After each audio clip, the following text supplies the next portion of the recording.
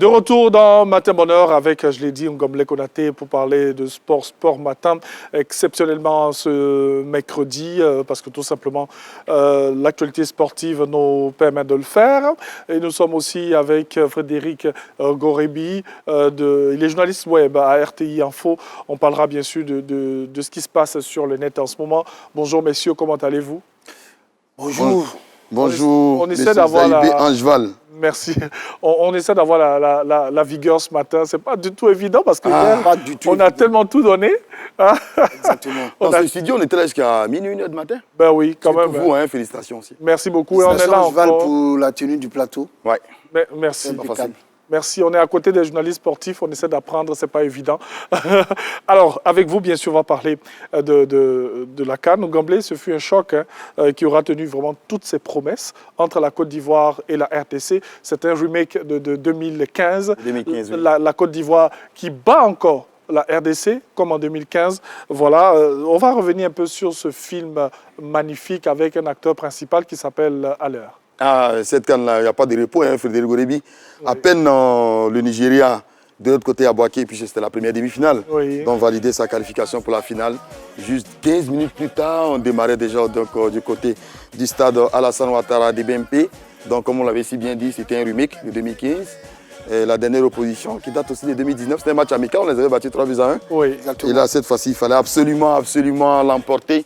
Parce que, vous savez, on n'a plus rien à perdre dans cette compétition. Là, on est quitté là. Ouais. Hein, on a été repêché 4e meilleur 3e. C'est le dernier. Bien sûr. Alors, avant de venir à Frédéric pour voir un peu ce qui se passe sur le net, on va rester un peu avec vous, Ngomble Konaté. Alors, c'est un match qui commence timidement. Timidement, avec, pour la Côte d'Ivoire et tout. Avec surtout une composition offensive. Oui. Alors, hier, on l'avait prédit à Matin Bonheur. Alors, le 11 de départ, donc des Mers Soyez qu'on avait prédit, on avait raison. Et sur toutes les lignes. Yaya Fofana dans les buts, il ne peut pas en être autrement, n'est-ce pas? Frédéric Gorebi. Oui. En défense, on avait donc Gisne Kona, on peut le constater, Gisne Kona. Oui. Et puis Wilfried Sengo. Et donc, je dis comme défenseur Axio, donc Willy Boli. Et puis bien évidemment, donc Evan Dika. Au milieu de terrain, vous avez l'indispensable Seko Fofana, qui était là, Seko Fofana, avec Franck Yannick Kessie et puis Seri Jean-Michel. À l'attaque, dans un système 4-3-3, on avait donc naturellement dans les couloirs, on avait Max Gradel qui était le capitaine hier, n'est-ce pas, Frédéric Gorebi. Oui. Et puis de l'autre côté, on avait l'excellent ailier de Brighton, donc Simon Adengra. Oui. Et puis à la pointe de l'attaque, on avait Sébastien Teddy à l'heure. C'était le 11 de départ, un 11, on va dire, offensif. Naturellement, comme on l'avait si bien dit, le match, on a commencé, tambour battant. Après, c'était difficile parce que les Congolais nous ont opposé une certaine résistance. Oui. À la 9e minute, on se souvient qu'ils avaient marqué. Mais attention, c'est parce que le gardien était bousculé. Il y avait une faute flagrante parce que le gardien avait désisté de le gardien. Bien sûr. Et puis à la 40e minute, on a cette offrande d'après Ricardo Zama qui était au commentaire, donc de Wilfried Sengo qui centre. Et Sébastien Tidiale n'avait qu'à ajuster simplement donc, sa tête. Malheureusement, il a raté. Il y a ce poteau de Franck Yannick Kessier à la 42e minute.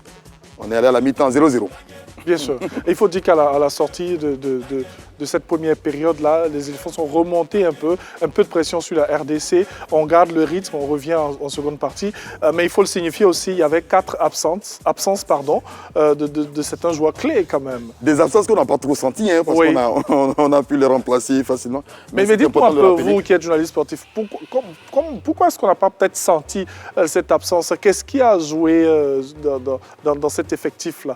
Oui, peut-être la chance qu'on a eue, c'est que déjà, alors, le match, donc les quarts de finale, vous avez déjà Serge Aurier qui avait été remplacé. Donc c'était des joueurs qui étaient déjà habitués, on va dire, à l'environnement et tout. Et puis ils étaient préparés également à ça. On n'a pas senti véritablement, par exemple, l'absence de Oumar Diakité, qui était donc valablement remplacé hier par Simon Adengra. Il joue dans le même couloir que Simon Adengra. Donc c'est quand même quelques absents. Christian Kwame aussi qui a été remplacé valablement, il faut le dire, par Sébastien Teddy à l'heure. Donc c'est un effectif interchangeable et tant mieux donc pour Aimé Soyer, mais qui montre qu'il maîtrise son groupe. Donc on n'a pas senti ces absences-là.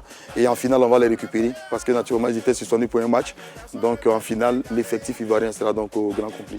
Et on verra bien ce qui va se passer. On espère que la Côte d'Ivoire aura sa petite revanche. Absolument, face au Nigeria. C'est là, alors, je parle sous le couvert donc, de Frédéric Gorebi qui a vraiment une mémoire d'éléphant. parce qu'il maîtrise tellement les dates et tout. Oui. Ça sera la 14e confrontation, le 14e face-à-face depuis 1977. 6 victoires pour le Nigeria contre 4 pour la Côte d'Ivoire. Oui. Et cette fois-ci-là, on va monter à 5. Et on verra.